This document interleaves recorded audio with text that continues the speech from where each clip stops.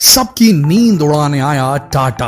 अब बीएसएनएल बनेगा डेटा का असली बादशाह। जियो एयरटेल के छूटे पसीने।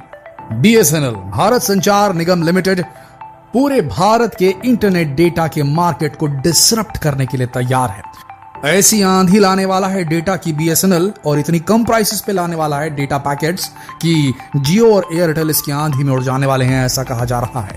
और कई यूजर्स ने तो बढ़े हुए दाम देखकर, जियो और एयरटेल के बढ़े हुए दाम देखकर बीएसएनएल की तरफ अपनी सिम्स को पोर्ट करना भी शुरू करवा दिया। और इसके पीछे एक बड़ा कारण जानते हैं क्या है? बीएसएनएल में हो चुकी है टाटा ग्रुप की एंट्री।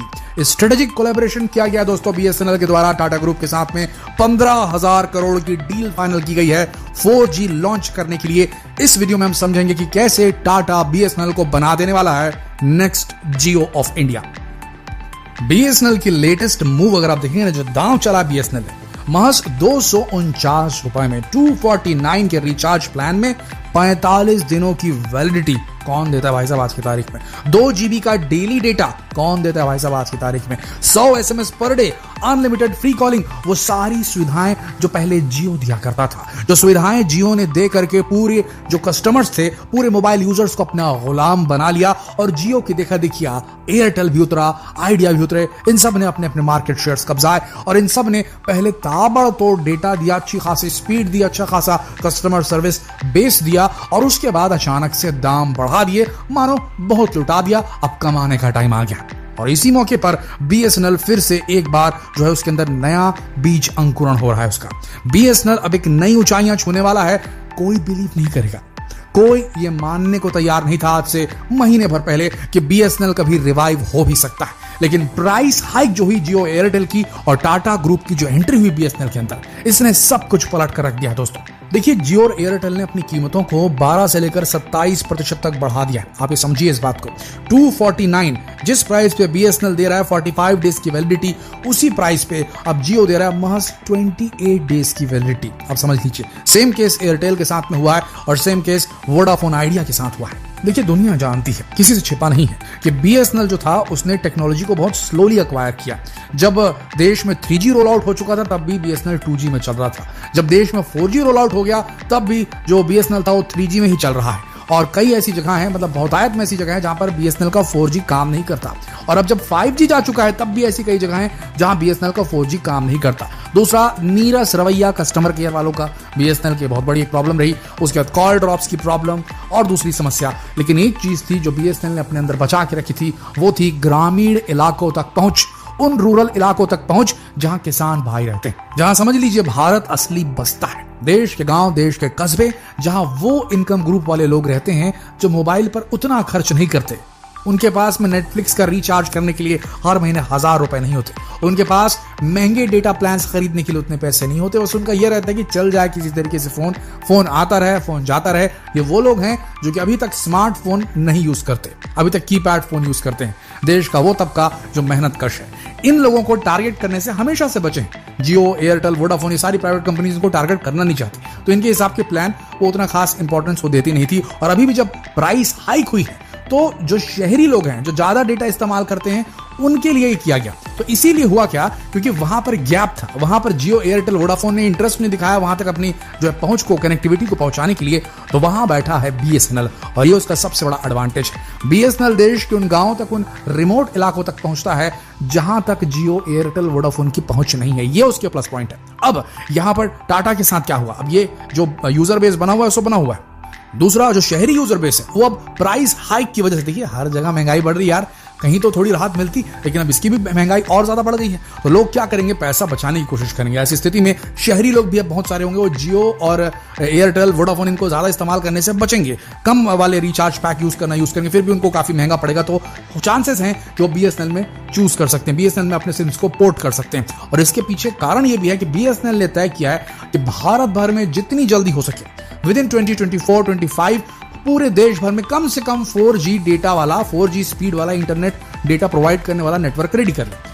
और आपको बता दें दोस्तों, अभी तक भारत में हर आदमी के पास में 5G फोन नहीं है। बहुत सारे ऐसे लोग मौजूद हैं जिनके पास 5G कंपैटिबल फोन उनके पास में अभी भी नहीं उन्होंने खरीदा है। तो ऐसी स्थिति में बहुत ज्यादा चांसेस हैं कि अगर 4G अच्छी स्पीड में दे दी बीएसएनएल ने और उन इलाकों तक दे दी जो कि गांव वाले इलाके हैं, कस्बे वाले इलाके हैं, तो तो मान के चलिए बीएसएनएल डेटा किंग बन जाएगा पूरे देश का। और टाटा ग्रुप के साथ बीएसएनएल का क्या कोलैबोरेशन हुआ है अब समझते हैं।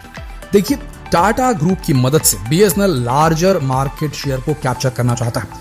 टाटा का टेक्नोलॉजिकल एक्सपर्टाइज, जो विशेषज्ञ हैं टाटा के टेक्नोलॉजिकल विशेषज्ञ, वो मदद करेंगे बीएसएनएल के इंफ्रास्ट्रक्चर को एनहांस करने में, बढ़ाने में, प्रभावशाली बनाने में, बीएसएनएल की सर्विस की क्वालिटी को इंप्रूव करने के लिए और बीएसएनएल की सर्विस की रीच, उसकी पहुंच को और बढ़ाने के लिए। समझते हैं क्या क्या काम करने वाला है टाटा बीएसएनएल के लिए। इंप्रूव्ड नेटवर्क कवरेज, टाटा का एडवांस नेटवर्क इंफ्रास्ट्रक्चर जो हैगा वो बोला जा रहा है ऐसा कि वो बीएसएनएल के कवरेज को बढ़ा देगा।